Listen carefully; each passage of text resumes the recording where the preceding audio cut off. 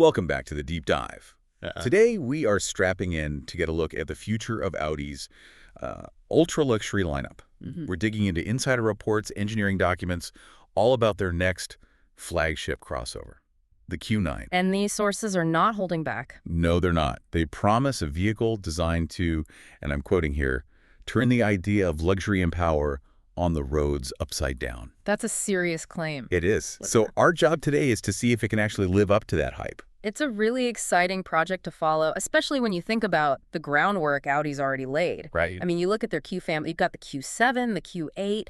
They all balance innovation, comfort, that German quality. Staples of the brand. Exactly. But the Q9, it's not just the next in line. It feels like they're positioning this as the new pinnacle, a vehicle for someone who just demands the absolute best of everything. Okay, so let's unpack this then. We're going to be looking at its dimensions, which are, frankly, huge. The engineering underneath, some unprecedented tech, and maybe most importantly, where it fits in the market against some very, very fierce competition. And we have to start with the size. You just can't ignore it. Based on everything we're seeing, this vehicle is just physically massive. The reports say it'll exceed 5.2 meters in length. Right, and stretch over 2 meters wide with a wheelbase of about 3 meters. It's an imposing presence.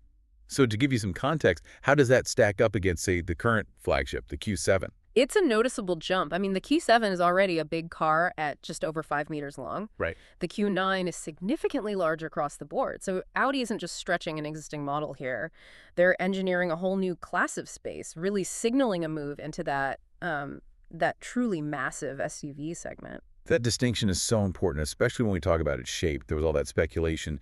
That it would be a coupe crossover. Exactly, like the Q8 with that sloped roofline. Yeah. But the insider reports seem to be clarifying that, no, it retains that traditional form factor. And that's critical because sticking to that shape, keeping the small angle on the seat pillars, it unlocks all this interior flexibility. Which means? It means the standard setup will be a really spacious saloon with 7 full-size seats. But here's where it gets interesting. Okay. The size allows for some really radical customization. For the ultra-luxury buyer, there are options with just 2 separate specialized seats in that second row. Wow, so we're talking full chauffeur-driven territory. Absolutely, a major pivot toward real exclusivity. Okay, so with that scale, they obviously need some serious engineering underneath. Yeah.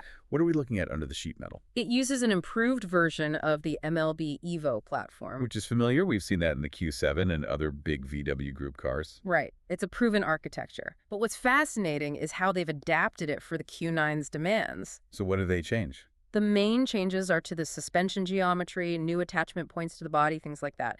But crucially, it's been adapted to integrate gasoline power units with soft hybrid technology. And that needs the extra 48-volt electrical system, right? Exactly. It's essential for optimizing the efficiency and just the smooth power delivery in a vehicle this huge. Speaking of power, the engine options seem to range from robust to just outright aggressive. That's a good way to put it. The base version is a V6 with dual turbocharging, putting out 340 horsepower, paired with the standard 8-speed automatic. Which is perfectly adequate, but the real statement maker, the one that puts it ahead of competitors, is that supercharged V8 system. And the numbers on that. A very substantial 571 horsepower using that same gearbox. We're even hearing hints of a future RS version that could push past 600. It raises a question.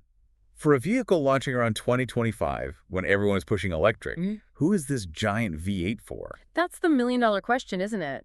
Audi is clearly prioritizing raw, traditional power delivery for this flagship. And to manage all that torque, you need more than just good brakes. Oh, absolutely. It'll feature adaptive air suspension, which is key. It lets you adjust the ground clearance, the damper density. So you can switch between, say, smooth highway driving and something a little rougher. Precisely. And it needs a really robust drivetrain. So it's getting the traditional quattro all-wheel drive system with a Torsen differential. And it's important to clarify that's not the simplified Quattro Ultra system you see in some of their smaller models. No, and that's a critical point.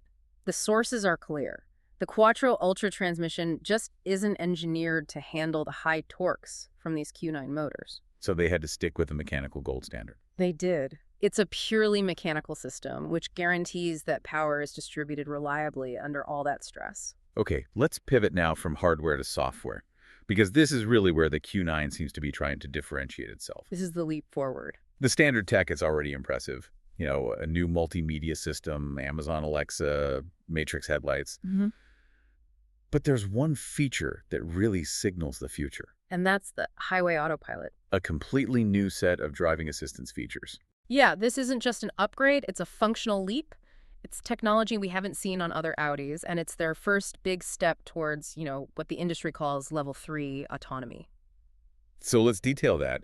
What are the building blocks for this autopilot? Well, it's based on an improved version of their adaptive cruise control, but it's deeply integrated with the Audi Presence collision avoidance system. Right, and Presence is basically their proactive safety shield. Exactly. It uses radar and cameras to monitor everything, and if it detects a potential collision, it prepares the car before it happens, tightens seatbelts, closes windows, primes the brakes. So the fact that the autopilot is tied into that means it's not just for convenience. No, it's a safety-critical function designed to fully manage the driving task. Which leads us to the big claim from the source material.